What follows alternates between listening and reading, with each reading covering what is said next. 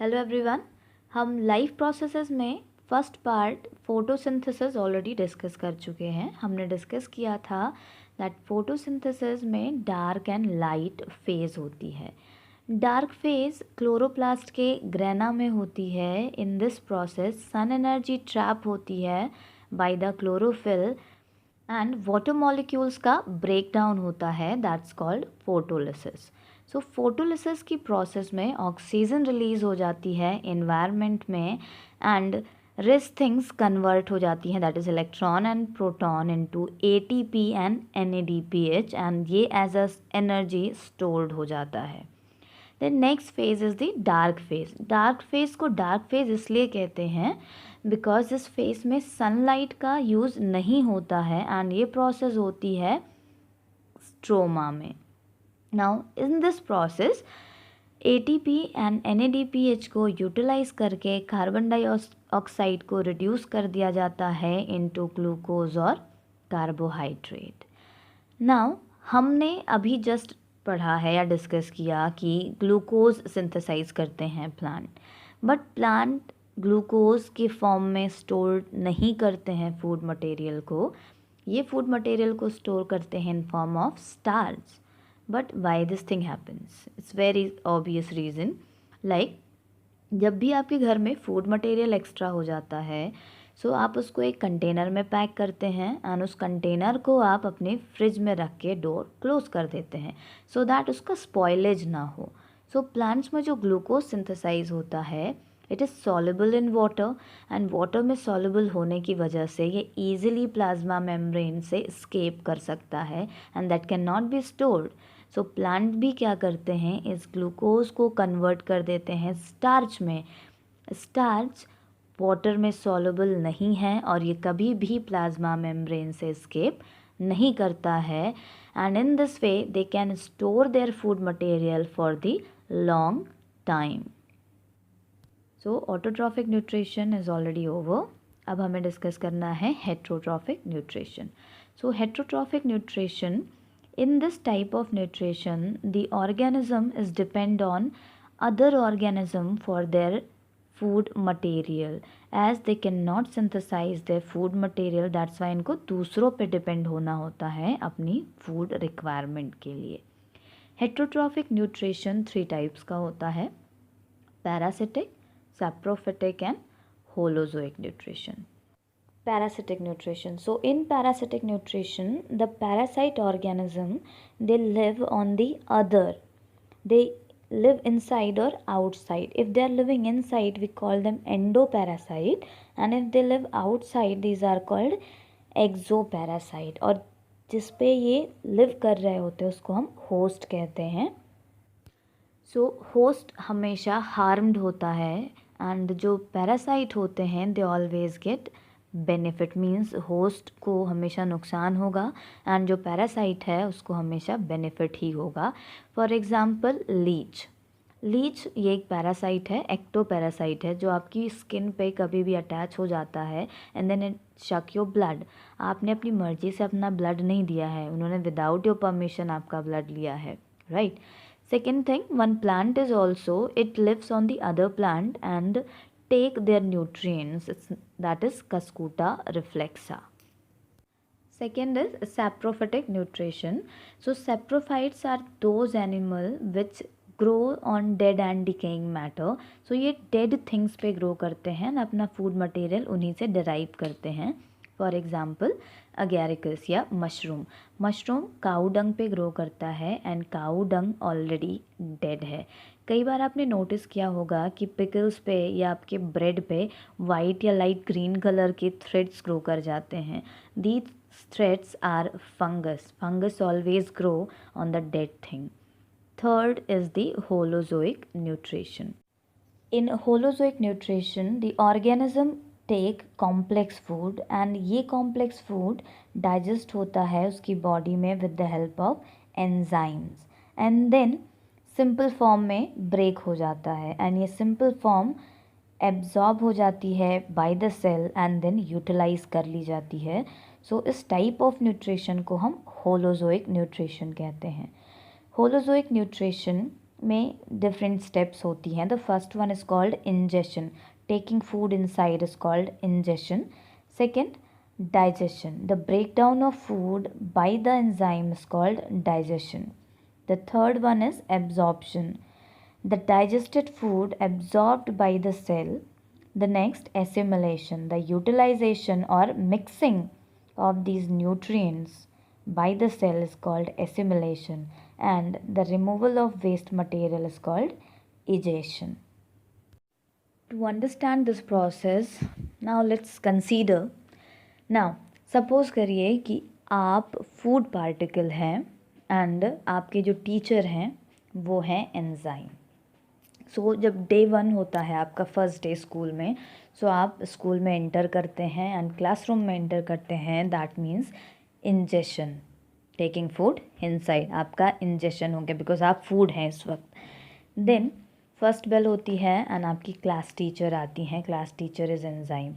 Class teacher ने अपने class के रूल्स एंड रेगुलेशंस बताए हैं जो आपको फॉलो करने ही करने हैं. नहीं करेंगे तो आपको कॉन्सिक्वेंसेस भी बता के जाती हैं. फर्स्ट बेल ओवर हुई तो पहला एंजाइम निकल गया. सेकेंड बेल स्टार्ट होती है. Second enzyme, that means subject teacher आता है. सब्जेक्ट टीचर अपने रूल्स एंड रेगुलेशंस बताता है. सो जब डिफरेंट एंजाइम्स आ रहे हैं, ये एंजाइम्स क्या करते हैं? Break down of food particle. यही इस वक्त आपके साथ हो रहा है. आप चुपचाप सीट पे बैठे हो एंड आपके टीचर्स आ रहे हैं, आपको रूल्स एंड रेगुलेशंस बता रहे हैं. That means digestion of food. एक बार सबने अपने रूल्स एंड रेगुलेशंस बताया, दैट मीन्स आपका डाइजेशन हुआ. देन नेक्स्ट प्रोसेस होगी एब्जॉर्प्शन. अब आपने डिसाइड किया है कि कौन कौन से रूल्स आपको फॉलो करने हैं और कौन कौन से फॉलो नहीं करने. जो आपको फॉलो करने हैं, दैट मीन जो आपके लिए बेनिफिशियल है, उसको आप एब्जॉर्ब कर लेते हो. Absorption of the food. And absorb करने के बाद हर दिन उन रूल्स को आप फॉलो कर रहे हो अपनी लाइफ के बेटरमेंट के लिए. That means assimilation. एंड जो रूल्स आपको नहीं पसंद आए उसको आपने अपनी लाइफ से निकाल दिया. That means removal of the waste material, that is egestion. Animals जिनमें होलोजोइक न्यूट्रिशन होता है वो भी 3 टाइप्स के होते हैं. First, herbivores. They eat herbs like cow and goat. Second, carnivores. They eat meat or flesh of the other animals. That is tiger and lion. And the last, omnivore. They eat both herb and meat. That means veg and non-veg. So that's why we call them omnivore, like human being. So holozoic nutrition ये यूनिसेलुलर्स में भी होता है और multi सेलुलर्स में भी होता है. Unicellular in the sense paramecium, amoeba and multi cellular means human beings. So firstly हम डिस्कस करेंगे न्यूट्रिशन इन अमीबा और digestion in amoeba. So nutrition in amoeba. Amoeba is a unicellular organism. इनमें false foot होता है जिसको हम pseudopodia कहते हैं. स्यूडो का मतलब ही होता है false and podia means leg. So ये जो इनके फॉल्स फुट होते हैं ये कैप्चर करने में, फूड को कैप्चर करने में एंड लोकोमोशन में हेल्प करते हैं, इसीलिए हम इनको स्यूडोपोडिया कहते हैं. So how digestion occurs in amoeba. Amoeba के डाइजेशन को हम फैगोसाइटोसिस भी कहते हैं. सो जब भी अमीबा के सराउंडिंग में फूड पार्टिकल प्रेजेंट होता है, they enlarges their pseudopodia and then capture the food particle and उसको इनगल्फ कर लेते हैं. That means ingestion. एंड जब ये एक बार फूड इंजेस्टेड होता है इनसाइड द बॉडी, ये एक फूड वैक्यूल का फॉर्मेशन करते हैं. एंड फूड वैक्यूल में हाइड्रोलिटिक एंजाइम्स होते हैं. हाइड्रोलिटिक एंजाइम्स वही एंजाइम हैं जो लाइसोसोम्स में पाए जाते हैं. सो लाइसोसोम वाले हाइड्रोलिटिक एंजाइम्स इस फूड पार्टिकल को ब्रेक करते हैं into its simplest form. That means digestion. एक बार ये अपने सिंपलेस्ट फॉर्म में ब्रेक हो जाता है, then nutrients by the cytoplasm absorb हो जाते हैं. That means absorption. And absorption के बाद ये मिक्स हो जाते हैं inside the cell, that is assimilation. And जो रिमेनिंग वेस्ट मटेरियल होता है उसको रिमूव कर दिया जाता है outside, that is egestion. Digestion in human. Human में डाइजेशन के लिए प्रॉपर डाइजेस्टिव सिस्टम होता है एंड ये डाइजेस्टिव सिस्टम डिफरेंट ऑर्गन्स से मिलकर बना होता है. ऑल टुगेदर इन ऑर्गन्स को या इस डाइजेस्टिव सिस्टम को हम एलिमेंट्री कैनाल कहते हैं। Alimentary canal 8 to 10 metre in length होती है एंड ये स्टार्ट होती है फर्स्ट पार्ट से, दैट्स कॉल्ड माउथ और ओरल कैविटी, एंड ये एंड होती है एट एनस और एनल ओपनिंग। सो क्या क्या पार्ट्स हैं एलिमेंट्री कैनाल में? फर्स्ट पार्ट इज़ माउथ और oral cavity, second is pharynx, next third is oesophagus, next fourth stomach, fifth small intestine. Small intestine में 3 पार्ट्स होते हैं, that's called, the first part is called duodenum, second is called jejunum and the third is called ileum. Ileum में finger like projections होती हैं, millions of projections होती हैं, and in finger like projections को हम villi कहते हैं। And last is large intestine. Large intestine भी 2 पार्ट्स में डिवाइडेड होती है, that's called colon and rectum, and rectum end होता है by the opening called anus, and overall opening of anus is guarded by a special cell called sphincter muscle cell. For the digestion of food enzymes की ज़रूरत होती है, and enzymes secrete होते हैं special type of sales से जिनको हम glands कहते हैं। सो there are 4 glands associated with this alimentary canal or digestive system, and these are, the first is called salivary gland. It is present in the mouth and it secretes salivary amylase.